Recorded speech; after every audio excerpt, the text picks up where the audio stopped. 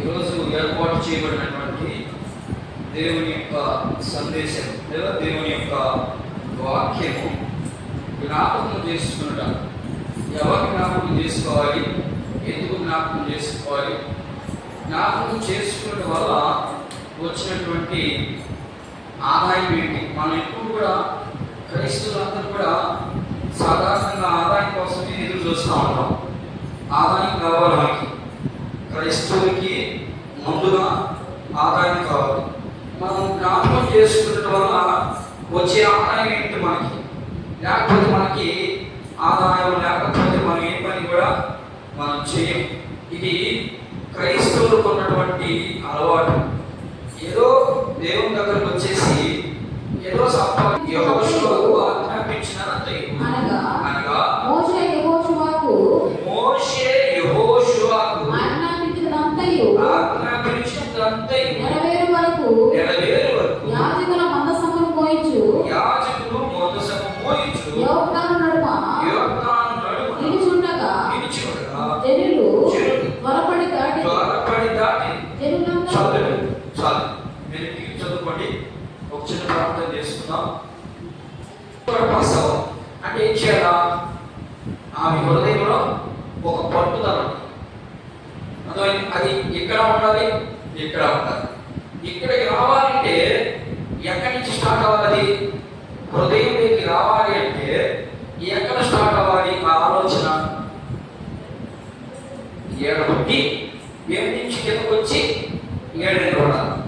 ఏడు నిలబడినప్పుడు మాత్రమే ఆ దేవుడైనా ముందుకు వెళ్ళేదానికి లేదా సాధించడానికి అవకాశాలు ఎక్కువ ఉన్నాయి. అదే ఇక్కడ చెప్తున్నాడు, మీ హృదయమును గాయపరచండి అని చెప్తానంటే ఆ ఉద్దేశం కాకపోతే ఆ ముందుకు వెళ్ళింది. ఆ ముందుకు వెళ్ళాలి అంటే ఖచ్చితంగా నాకేం చేయాలా? ఆ హృదయంలో నాకు ఒక ఆలోచన ఉండాలి. ఆ ఆలోచన ఉన్నప్పుడు మాత్రమే, ఆ తీర్మానం ఉన్నప్పుడే మాత్రమే దేన్నైనా సాధించగలిగే శక్తి దేవుడు ఇస్తాడు. మన శక్తి పంచి. సరే, నేను వాక్య భాగంలోకి పెడతాను. చదవబడినటువంటి వాక్య భాగంలో మోషే చనిపోయిన తర్వాత చనిపోయి ఇంచుమించుగా 4 అధ్యాయులు గడిచిపోయి 3 అధ్యాయులు గడిచిపోయి 4వ అధ్యాయము ప్రారంభంలో ఉంది. ఆ ప్రారంభంలో యెహోషువకి దేవుడు ప్రత్యక్షమై దేవుడు ఏం చెప్తున్నాడంటే, యెహోషువ నువ్వేం భయపడద్దు, నీకు నేను తోడై ఉంటానని మొదటి అధ్యాయంలోనే వాగ్దానం చేశాడు. వాగ్దానం చేసినటువంటి దేవుడు విడిచిపెట్టిన మనిషిని విడిచిపెట్టాడు. నువ్వు విడిచిపెట్టలేమో కానీ ఆయన మాత్రం నీ చుట్టూరు తిరుగుతూనే ఉంటుంది.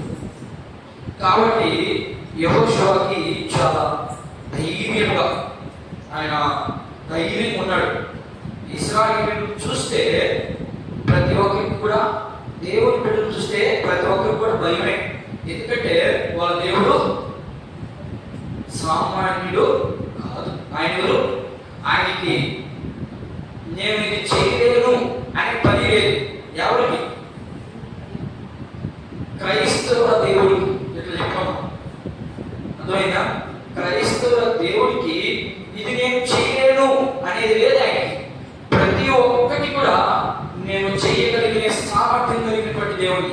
మీరు అనుకున్నట్లు నేను చెయ్యి, నాకు ఒక తలంపు ఉంటుంది, నాకు ఒక ఆలోచన ఉంది, ఆలోచన చొప్పున నేను చేస్తానంటాడు. సరే, యెహోషువ చెప్పాడు, యెహోషువకి ప్రత్యక్షమయ్యాడు. యెహోషువ దేవుడు చూసుంటాడు అంటారా? ప్రత్యక్షమాయను అని ముందుగా దేవుడు చూసుంటాడు. యెహోషువ ఖచ్చితంగా నేను అనుకుంటాను చూసుంటాడు. సరే, ప్రత్యక్షమైన తరువాత వీళ్ళు ఆ ఐగుప్తు నుంచి వచ్చిన తర్వాత 40 సంవత్సరాలు వచ్చేసారు. చుంచుగా 36 లేదా 35 సంవత్సరాలకి యెహోషువ మోషే చనిపోయాడు. 35 ఏళ్ళు చనిపోయాడు. నేను చెప్పేది అర్థం అవుతుందా? ఐగుప్తు నుంచి బయలుదేరిన తర్వాత బయలుదేరి ఇంచుమించుగా ఎన్ని సంవత్సరాలు గడిచిందంటే నా ఉద్దేశం 35. ఎందుకని 40 సంవత్సరాలకి కనాను చేరిపోవాలి. అర్థమైందా? ఈ కనాను ప్రాంతానికి 40 సంవత్సరాలు ప్రయాణమైనట్టు బైబిల్ గ్రంథం చదివిస్తా ఉంది. ఈ కనాను కాడికి వచ్చేసరికి 40 ఏళ్ళు పూర్తయిపోయి ఇప్పుడు వీళ్ళు ఎక్కడున్నారు? యోర్దాను నది దగ్గర ఉన్నారు. అర్థమైందా? యోర్దాను దగ్గర ఉన్నారు. కాబట్టి నేను అనుకుంటాను ఊహాగా ఒక 35 ఏళ్ళు అయి ఉండొచ్చు, అంతే, 35 ఏళ్ళు. సరే, ఈ వచ్చే మార్గంలో పాపము ఏడ స్టార్ట్ అయ్యి ఏడకి రావాలి. ఏడకి స్టార్ట్ అయిన తర్వాత ఇది ఐగుప్తు అనుకోండి. ఈ ఐగుప్తు నుంచి ప్రారంభం జరిగిన తర్వాత చాలా ప్రాంతాలు ఉన్నాయి. ఇక్కడికి వచ్చేసరికి ఇక్కడ ఎన్నో యుద్ధాలు, రకరకాలైనటువంటి సమస్యలు, తిరుగుబాటు ఏవేవో చేశారు. పాపం మోషే కొన్ని విషయాల్లో తొందరపడ్డాడు, కొన్ని విషయాల్లో. కానీ దేవుడు మోషే గురించి ఏం సెలవిస్తాడంటే, నా ఇల్లంతటిలో మోషే నమ్మకస్తుడు అంటాడు. కోపడ్డాడు, తిరుగుకున్నాడు, రకరకాలుగా ఇబ్బందులు పెట్టినా కూడా ప్రజలు ఆయన కోపపడి వాళ్ళని సొలిగి వాళ్ళని తిట్టి ఏదైనా చేసి ఉంటాడు. కానీ అప్పగించిన పని మాత్రం విడిచిపెట్టలేదు. నేను చెప్పేది అర్థమవుతుందా? అప్పగించినటువంటి పని, ఆ పనిని మాత్రం మనం కూడా, మనకి ఏ తలాంత్ అయితే ఇస్తాడో దేవుడు, ఇచ్చిన తలాంతుని ఆ వచ్చే ప్రాంతంలో యోర్దాను దగ్గరికి వచ్చిన తర్వాత ఈ మధ్యలో చాలా ఇబ్బంది పడ్డారు. వాళ్ళు పడ్డారు, మోషే కూడా చాలా ఇబ్బందులు పడ్డాడు వాళ్ళు. సరే, మనకు దేవుడు ఏ తలాంత్ అయితే ఇస్తాడో, ఇచ్చినటువంటి తలాంతుని మాత్రం ఎట్టి పరిస్థితుల్లో మనము నిర్లక్ష్యం చేయకూడదు. ఒకవేళ నిర్లక్ష్యం చేస్తే ఏమైపోయిందో ఇప్పుడు చూపిస్తాను. నిర్లక్ష్యం చేయకుండా ఉంటే ఎంత ఆశీర్వాదకరం కూడా. నేను ఆ 2 విషయాలు చెప్పి నేను ముగించడానికి ప్రయత్నం చేస్తాను. సరే, ఐగుప్తు నుంచి దాటి వచ్చారు, యోర్దాను దగ్గరకు వచ్చారు. యోర్దాను దగ్గరకు వస్తే ఈ నది దాటాలి. కనానుకు పోవాలంటే ఈ నది దాటాలి. ఈ నది కాడికి వస్తే ఆల్రెడీ ఎర్ర సముద్రాన్ని దాటారా? ఎర్ర సముద్రాన్ని దాటారు. ఎర్ర సముద్రం కాడ దాటి అది ఎవరి కాలంలో జరిగింది? ఎర్ర సముద్రాన్ని దాటినప్పుడు మోషే కాలంలో జరిగిపోయింది. ఇప్పుడు చూడండి, దేవుడు వచ్చి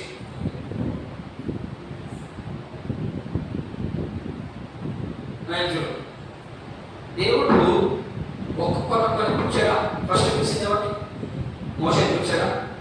మోషే ద్వారా ఎన్ని అద్భుతాలు చేయించాడు, ఎన్ని చేయించాడు చూడండి ఒకసారి ఆలోచించి. ఎర్ర సముద్రాన్ని పాయ చేశాడు. ముందు కాన్ఫరెన్స్ ఏమైంది? పామైంది. తర్వాత ఇశ్రాయేలు మీదకి ఏ తెగులు రాలేదు. ఐగుప్తులో ఉన్నందుకు వచ్చారు. ఐగుప్తులో ఉన్నందుకు వచ్చారు. కానీ ఇశ్రాయేలు ఒక్కడు కూడా చచ్చిపోయాడు. ఒకవేళ చనిపోయాడు అంటే వాడు దేవుడికి విరోధస్తే, దేవుడు చెప్పింది చేయకుండా పోయినట్టు. సరే, తర్వాత వాడికి ఆహారం లేదంటే ప్రార్థన చేస్తే అంతే మనల్ని గుర్తించేస్తున్నాడు. అన్ని పుష్కలంగా ఇచ్చుకుంటూ వచ్చాడు. ఇదంతా ఎవరిని పట్టించుంటాడు? ఇదంతా ఎవరిని పట్టించుంటాడు? ఆలోచించండి ఒకసారి. ఏంటంటే ప్రథమా చెప్పేది అర్థమైంది కదా? నువ్వు మధ్యలో వచ్చే గొప్ప నీకు కొంచెం తెలుసు.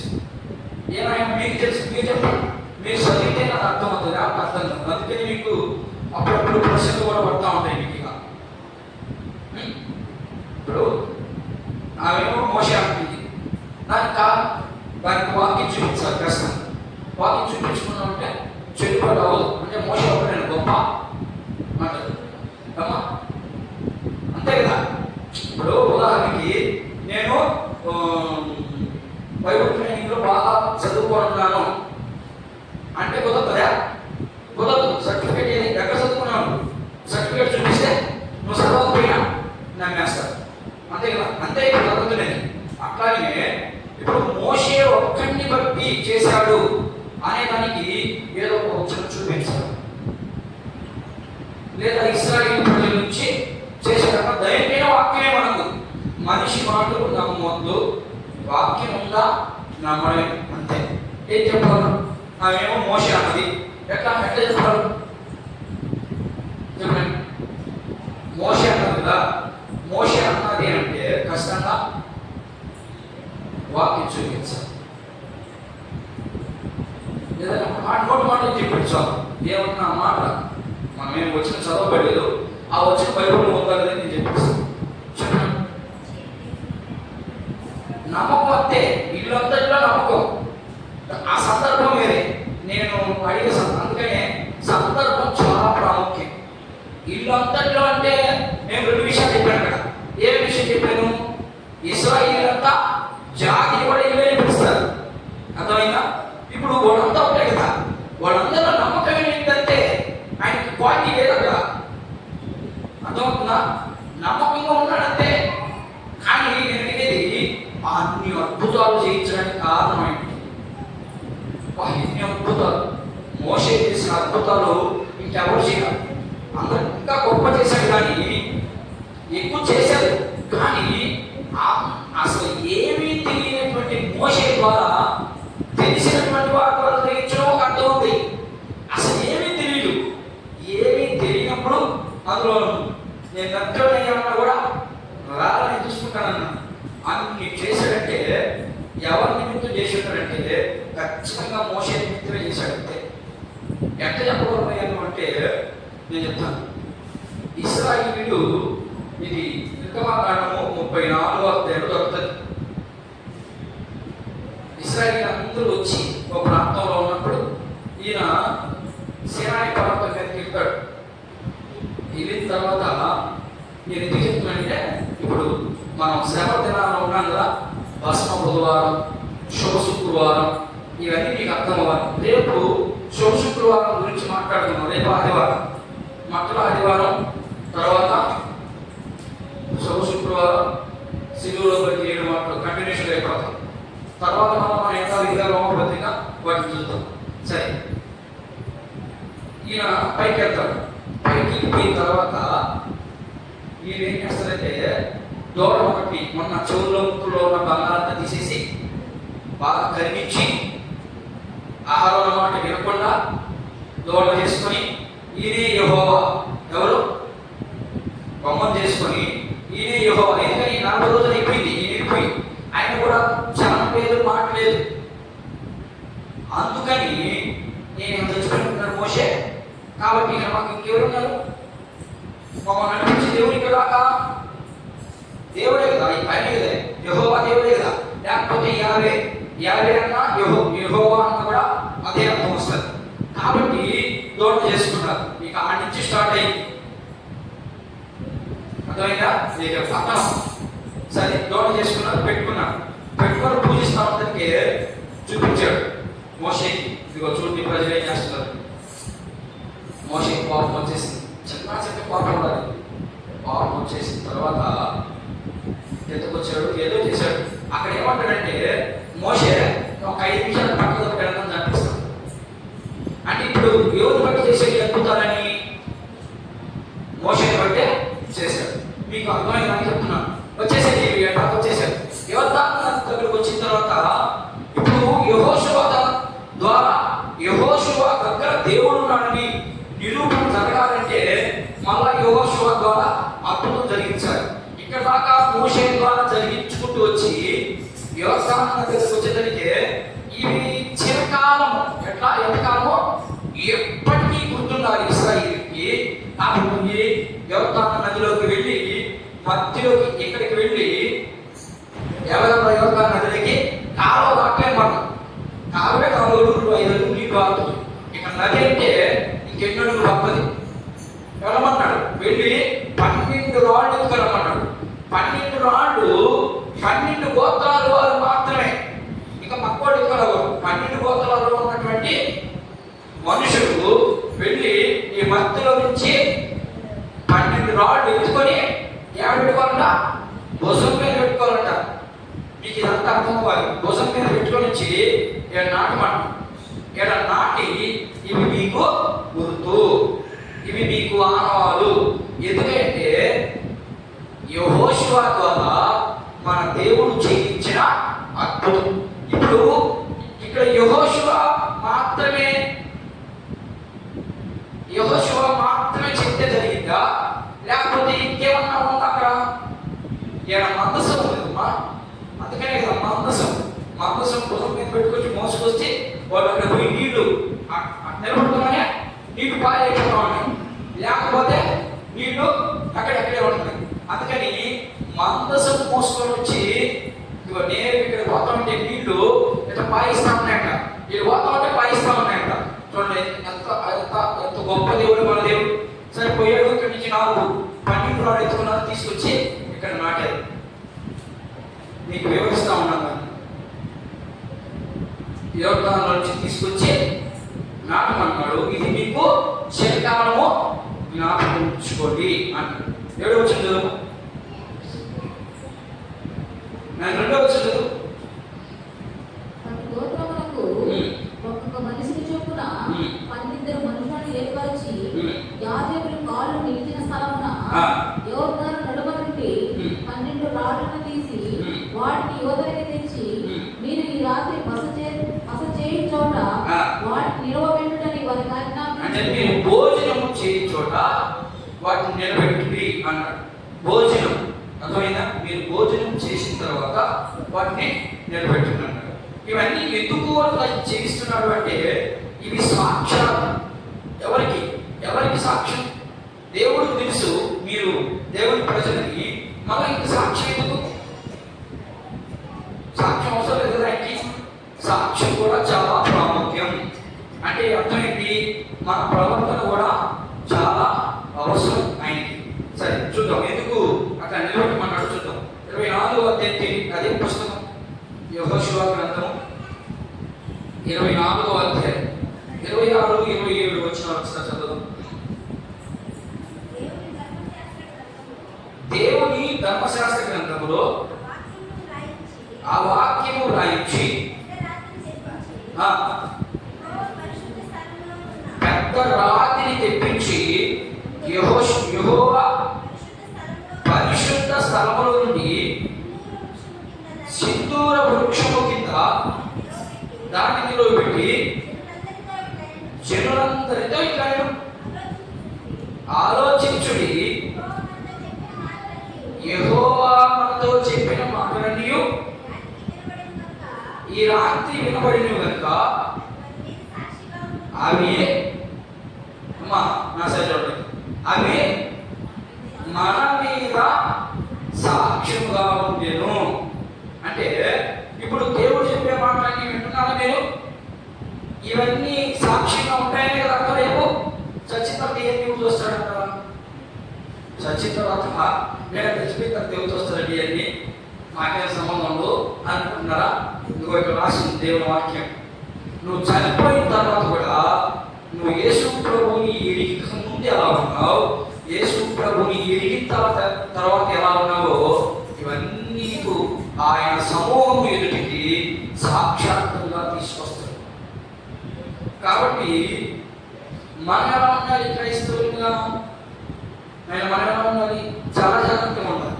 ఏదో ఆషామాషగా మన దేవుని సన్నిధికి దేవుని విషయాలు మనం తక్కువగా ఏది కూడా మనిషి తప్పు చేయకుండా ఉండడు. తప్పు చేస్తాడు. తప్పు చేసిన వితిన్ సెకండ్లో ఏమైపోవాలంట? పశ్చాత్తాపం రావాలి. పశ్చాత్తాపం లేకుండా నువ్వు జీవిస్తా ఉన్నావంటే నీలో ఉన్నది దేవుని ఆత్మ కాదు. అర్థమైందా? దేవుని ఆత్మ నేను చెప్తాను కష్టం, ఇది నా మాట. సరే, ఇప్పుడు జ్ఞాపకం చేసుకోవాలంటే ఎందుకు జ్ఞాపకం చేసుకోవాలంట? చిరకాలము సాక్ష్యముగా ఉంటాయి. అందులో నుంచి మనం ఏం నేర్చుకోవాలంటే మనం చేసిన ప్రతి పని కూడా అది దేవుని విషయంలో సాపరిచయం చెప్పండి. సాపరిచయం అనుకో, అది కూడా చాలా సాక్ష్యమే కదా. నీళ్ళు తెచ్చిపెట్టామనుకో, అది కూడా సాక్ష్యమే. ఫ్యాన్ వేసాం, ఇది కూడా సాక్ష్యం. అన్ని ప్రతి పనికి సాక్ష్యం ఉండాలి. మనం క్రైస్తవుడివి అన్నదానికి ఏదైనా సాక్ష్యం. మనకు సాక్ష్యం లేకుండా మనం జీవించిన ప్రయోజనము ప్రతిదానికి సాక్ష్యం ఉండాలి. ఇది మనం నేర్చుకోవాల్సినటువంటి మొదటి మాట. నేను ఇంకొక విషయం చెప్పి నేను ముగించడానికి ప్రయత్నం చేస్తాను. రెండవది, ఇప్పుడు ఎవరిని జ్ఞాపకం చేసుకున్నాం? ఇప్పుడు యెహోవా దేవుని జ్ఞాపకం చేసుకున్నాం. ఓకేనా? ఆయన చెప్పిన మాటలు, ఆయన చెప్పిన ఆలోచనలు, ఆయన ఏమేమి చెప్పాడు యెహోషువకి, మోషేకి, ఇశ్రాయేలు ప్రజలకి, ఇశ్రాయేలు ప్రజలు ఏమన్నా తొట్టిల్లిపోయినప్పుడు ఏం చేశాడు అనే విషయాలు మనము నేర్చుకుంటూ వచ్చాం. అయితే ఇప్పుడు యేసు ప్రభువుని జ్ఞాపకం చేసుకుంటున్నావా? లూకా భక్తుడు ఇలా అంటున్నాడు. చూడండి, లూకా సువార్త కొన్ని మాటలు చూద్దాం. లూకా సువార్త 22వ అధ్యాయం. ఆయన గురించి సాక్షి చెప్పాలి కదా, చూద్దాం ఏంటో. 22వ అధ్యాయం 19 నుంచి చదువు.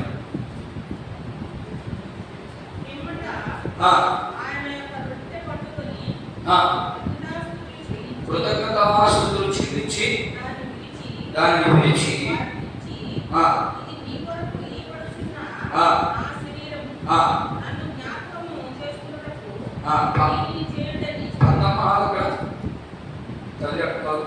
ఏంటంట?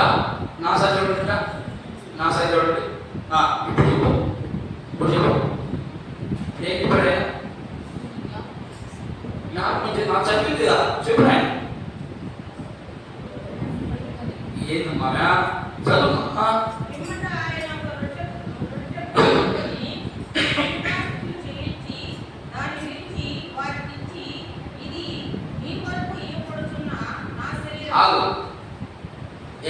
ఏంటంట? మీ కొరకు ఇవ్వబడిన నా శరీరం తీసుకోండి. నా శరీరాన్ని మీరు, నా శరీరం నేను చెప్పేది అర్థం ఇప్పుడు కట్టం కదా, ఎక్కడమ్మా? ఇప్పుడు మీ అందరూ ఉన్నారు, ఇది ఇక్కడ సాదృశ్యం కాబట్టి మనం చేస్తా ఉన్నాం. యేసు ప్రభు నమ్మారు వాళ్ళు. యేసు ప్రభు నమ్మలేదు కదా, నమ్మకపోతే లేదా సిలువకు అప్పగించింది. నమ్మనప్పుడు ఈయన మాట మాట్లాడచ్చా? ఏమని మాట్లాడరా? ఇది దేవుడు ఇచ్చినటువంటి ప్రత్యక్షత కాబట్టి దీన్ని వేస్తున్నాను, ఇది మీరు జ్ఞాపకం చేసుకొని చెప్పాలా యేసు ప్రభు. ఆయన ఏం చెప్పాడు? ఇది నా శరీరము, దీన్ని చేసినప్పుడల్లా నన్ను జ్ఞాపకం చేసుకోండి అని చెప్తున్నాడు. ఇది ఎంతవరకు ఎంతమందికి పొరపాకి ఉంటుంది? నాకు తెలిసి శిష్యులు కూడా పొరపాకి ఉండదు నాకు తెలిసి. ఎందుకంటే ఆయన్ని అర్థం చేసుకోలేదు పాపం. వాడు అర్థం చేసుకుంటే ఎప్పుడో వచ్చేసినాడు ఆయన భూమి మీద. ఆయన్ని అర్థం చేసుకోలేదు. ఆయన ఏం చెప్తున్నాడంటే నన్ను జ్ఞాపకం చేసుకోండి. ఆయన ఏం చెప్పుకుంటే జ్ఞాపకం చేసుకోమని చెప్తున్నాడు? ఆయన ఏం చెప్పాడు? 22వ అధ్యాయంలో మత్తయి సువార్త 22 చూడు. మత్తయి సువార్త 28వ అధ్యాయం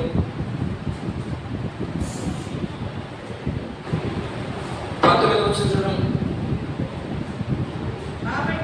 కాబట్టి మీరు వెళ్ళి సమస్త జనులను శిష్యులుగా చేయండి. తండ్రి యొక్కయు కుమారుని యొక్కయు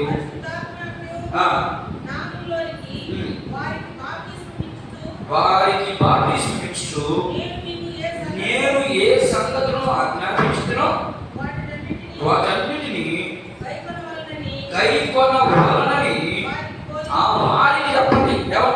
ఎవరికి మీరు ఎవరికైతే శిష్యులు చేస్తారో, మీరు ఎవరికైతే బాప్తిస్మం ఇస్తారో, నేను మీకు ఏం అప్పగించానో అవన్నీ వాడు కూడా చేయాలి అని ఆజ్ఞ ఇవ్వమన్నాడు. ఆజ్ఞ ఇవ్వమన్నాడంటే అర్థం ఏంటి? నువ్వు చెప్పిన ఇబ్బంది లేదనా? ఖచ్చితంగా నువ్వు చేయాల్సిందే. చేయకపోతే అక్కడ ఏం రాయబడింది? ఆజ్ఞ ఉంది. ఆజ్ఞ అతిక్రమించడమే పాపం. మరి ఈ ఆజ్ఞ చేయకపోతే నువ్వు ఎంత చేసినా పాపం. నువ్వేమైనా చెయ్యి, దేవుడు చెప్పింది చేయకుండా నువ్వేం చేసినా పాపం నిన్ను వెంటాడకుండా ఉండాలి అంటే నువ్వేం చేయాలా?